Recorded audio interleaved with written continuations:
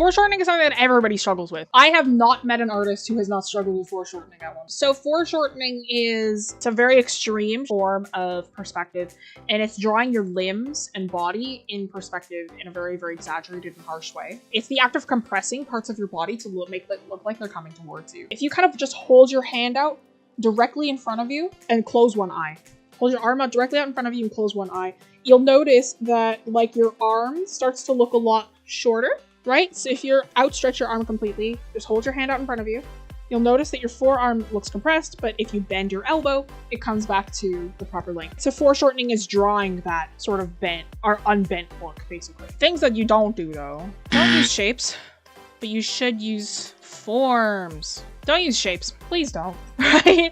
Whenever I see some people do foreshortening, it's always like, I can't figure it out. It's like, I know, like, you can draw your limbs as rectangles, but I can't figure it out with the rectangles. I'm like, buddy, that's when you use a prism. My G, my friend, my guy, right? So if you're foreshortening, don't draw, like, rectangles or circles and all that fun jazz, right? Don't do that. If you're actually gonna use, like, geometry, like harsh geometry, use forms.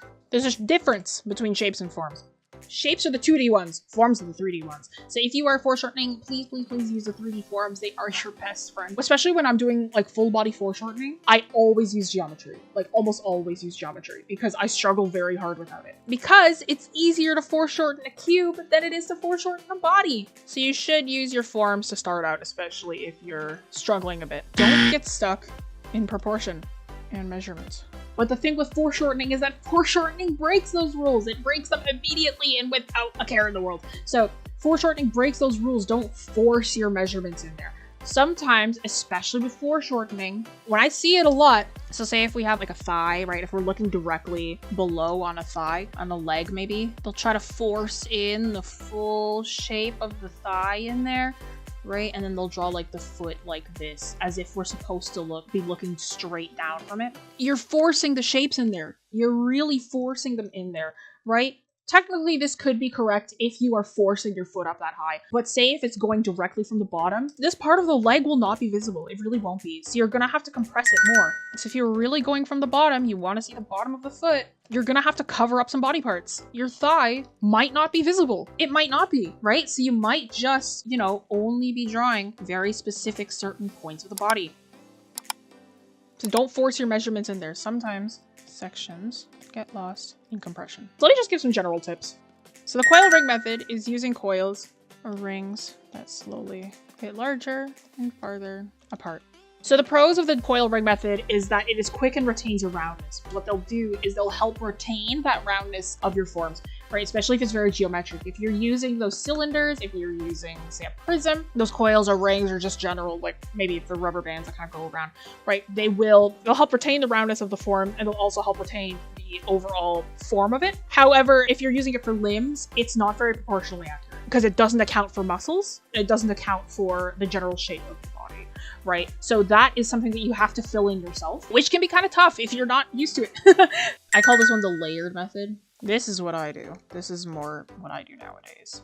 So the layered method, layering each segment on top of one another.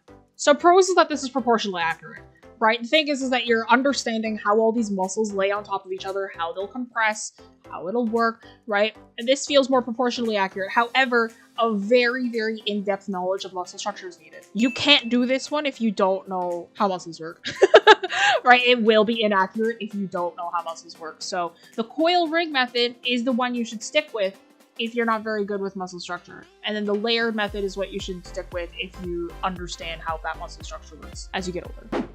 If you'd like to support the channel and the creation of free arts education, become a member on Patreon. So segments, by the way, are referred to like the leg is like the thigh is one segment, the knee is one segment, the calf is one segment, the ankle is one segment, the foot is one segment. Right, if we're to talk about the arms, the hand is one, wrist is one, forearm is one, elbow is one, bicep is one, shoulder is one. Those are segments of the body that can be layered on top of each other. So if you literally layer each segment on top of each other, right, understanding of the plates and forms and muscles, that's how it works. If you liked what you saw, be sure to hit that like button and subscribe so you never miss an upload.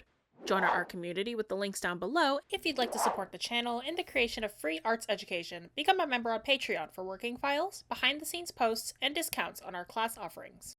If you enjoyed this video, here's a couple other videos you can check out next.